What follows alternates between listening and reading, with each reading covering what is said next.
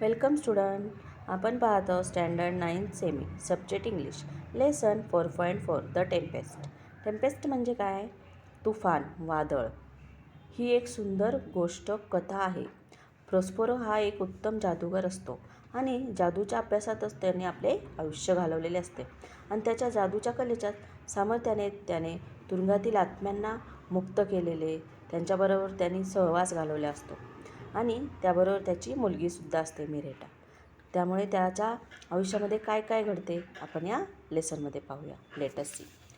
Prospero was the Duke of Milan in the Kingdom of Naples.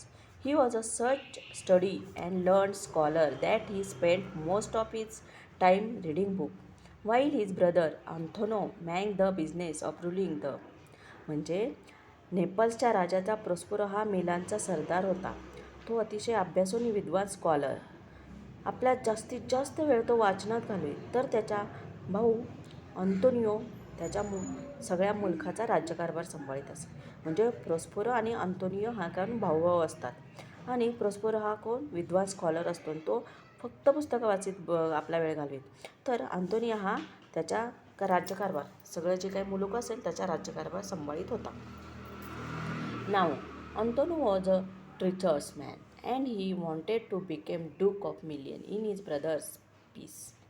In fact, Antonio would not have hesitated to kill Prospero, but he knew that the people loved their duke and would never forgive this murder. So, Antonio got together with Alcino, the king of Naples, who was a prosperous enemy. They took Prospero to sea, and when they were far away from land, they put Prospero and his baby daughter Miranda into a broken old boat and sailed away. Prosperous Miranda were left to drift into the wide open sea. Thus, Antonio managed to take over the of Milan with all its wealth and power. काय करतो? Antonia हा विश्वासघातकी माणूस होता आणि आपल्या भावाच्या ऐवजी आपणच मिलिनचा राजा व्हावे असे त्याला वाटत होते. खरे तर प्रॉस्पेरोला ठार मारण्यास अंतोनिया कचरला नसता, पण या सरदारावर लोकांचे प्रेम होते आणि तो त्याचा खून करणाऱ्याला ते कधीही क्षमा करणार नाहीत हे त्याला माहीत होते. म्हणून अंतोनियाने नेपाळचा राजा अल्सोनो या प्रोपोसरचा शत्रूच होता त्याच्याशी संधान बांधले. ते प्रोपोसरला खोल समुद्रात घेऊन गेले आणि जमिनीपासून खूप दूर गेल्यानंतर त्याने प्रोस्पेरोला आणि त्याची तहानी मुलगी मिरिंडा यांना एका जुन्या मोडक्या बोटीत बसवले आणि ते दूर निघून गेले. प्रोस्पेरो आणि मिरिंडा या पाठ समुद्रात वाहून गेले. अशा प्रकारे अंतोनियोने मिलानची सरदारकी, सगळी संपत्ती आणि अधिकार मिळवले. म्हणजे बघा कसा होता अंतोनिया. स्वतःच्या भावाला त्याने दूर जंगलात समुद्रामध्ये आणि त्याच्या मुलीला सोडून गेला आणि त्याने सरदारकी मिळवली. Now among Prospero Cortais was a true and royal roll called Cangoldo, out of love and loyal for rightful duke. Gonzalo had secretly placed in the boat fresh water, food and clothes, and along with them Prospero most well possess his book. पुढे काय होते? प्रोस्पेरोच्या दरबारामध्ये Gonzalo नावाचा एक सच्चा सरदार आणि निष्ठावंत होता. आपल्या खऱ्या सरदारावरील प्रेमामुळे त्याने निष्ठेमुळे गोंझालोने गुप्तपणे बोटीमध्ये ताजे पाणी, फळे आणि कपडे आणि त्याचबरोबर प्रोस्पेरोची सर्वात मौल्यवान चीज पुस्तके ठेवून दिली होती. म्हणजे प्रोस्पेरोचा जो खरा सरदार होता त्याने त्या बोटीमध्ये जी प्रोस्पेरोला लागणारी सर्व साहित्य ठेवले होते. You can imagine the hardship faced by Prospero, cast adrift in an ordered boat with a baby girl to care for. However, they were fortunate that the boat reached an island and they landed in safety. काय होतं पुढे? ते तहान्या मुलीची काळजी घेत वल्ले नसलेल्या बोटीतून दिशाहीन बरकट जाणाऱ्या प्रोस्पेरोला किती कष्ट सोसावे लागले असतील याची आपण कल्पनासुद्धा करू शकत नाही. तरीसुद्धा ते सुदैवाने म्हणावे एका बेटावर जाऊन सुरक्षित उतरले. This island was an ant island for years together. It had come under the spell of an evil witch who had impressed all the good spirit the found on the island. She herself had did before Prospero ever on the island, but his spirit remained trapped in their persons, the trunk of large tree on the land. ते एक बेट जादूचे बेट होते. अनेक वर्ष ते सिक्रोस नावाच्या दुष्ट चिटकिनीने मंतरलेले होते. बेटावर तिला सापडलेल्या सर्व चांगल्या आत्म्यांना तिने कैद करून ठेवले होते. प्रॉस्परो त्या बेटावर येण्याआधीच ती मरण पावली होती, परंतु ते आत्मे तसेच त्यांच्या तुरुंगात बेटावरील मोठ्या वृक्षाच्या खोडामध्ये अडकून राहिले होते. म्हणजे जिथे प्रॉस्परो पोचला होता तिथे ते आत्मे एका झाडाच्या खोडामध्ये अडकून राहिले होते. Prospero was a great magician, for his life had been devoted to study for magic. The power of his art enabled to him to see free the impressed spirit, of whom Ariel was the chief. The spiritual were so grateful. म्हणजे बघा काय होते, Prospero एक उत्तम जादूगार होता आणि जादूच्या अभ्यासात त्याने आपले आयुष्य घालवले होते. त्याच्या जादूच्या कलेच्या सामर्थ्याने त्याने तुरुंगातील आत्म्यांना मुक्त केले. एरियल हा त्याचा प्रमुख होता.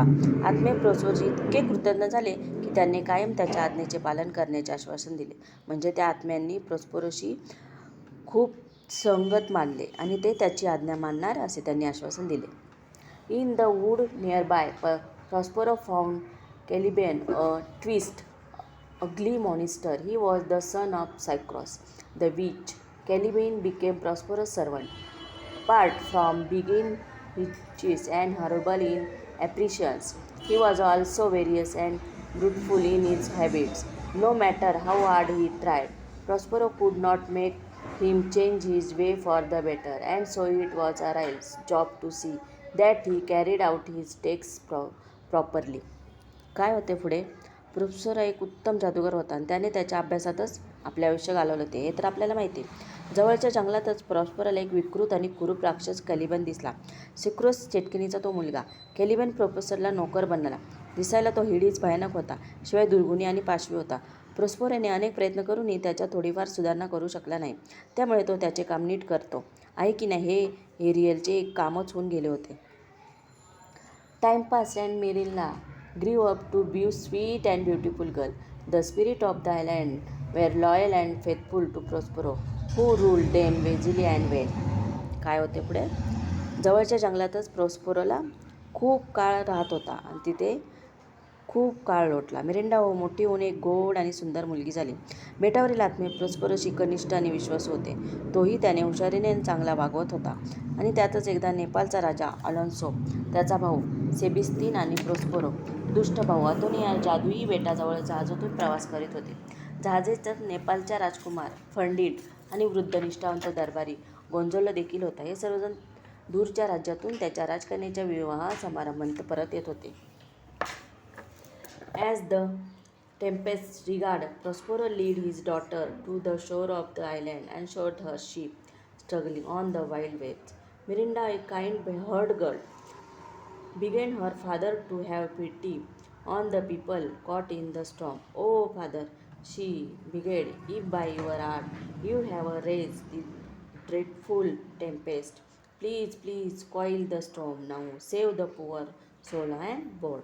काय होते की ते आपले शत्रू आहेत, हे आपल्या बेटाजवळून जात आहेत हे समजल्यावर प्रॉस्परोने तिथे वादळ निर्माण केले, मोठे तुफान, आणि राजेशाही जहाज त्या तुफानी लाटातून उलटू लागले, हेलकाळ खाऊ लागले. जहाजावरील सर्व लोकांना घेऊन कोणत्याही क्षणी ते उलटू शकणार होते. वादळाचा जोर वाढला तेव्हा प्रॉस्परोने आपल्या मुलीला बेटाच्या किनाऱ्यावर आणले आणि तिला वादळी लाटांशी झुंजणारे जहाज दाखवले. मिरिंडा दयाळू आणि अंतःकरणाची मुलगी होती. तिने आपल्या वडिलांना वादळात सापडलेल्या लोकांवर दया करण्याची विनंती केली. "अहो बाबा," तिने विनवणी केली, "तुम्ही तुमच्या विद्येने हे भयंकर वादळ निर्माण केले, तर कृपा करा आणि ते वादळ शांत करा. जहाजावरच्या त्या बिचाऱ्या लोकांना वाचवा," असं मिरिंडाने आपल्या बाबांना सांगितलं. Prospero told his daughter not to be afraid. "I have so ordered it that no person on that ship will be hurt in any way. I intend to save every one of them, but what I have done now is in your interest," he said to her. Prospero आपल्या मुलीला घाबरण्याचे कारण नाही असे सांगितले. जहाजावरील कोणत्याही व्यक्तीला कसलीही इजा होऊन द्यायची नाही अशी मी आज्ञा दिली आहे. मी त्यांच्यापैकी प्रत्येकालाच वाचवणार आहे, परंतु हे मी केले ते तुझ्या भल्यासाठीच, त्याने तिला म्हटले. हा लेसन आज आपण इथपर्यंतच पाहूया. उर्वरित लेसन उद्याच्या लेक्चरमध्ये. थँक्यू.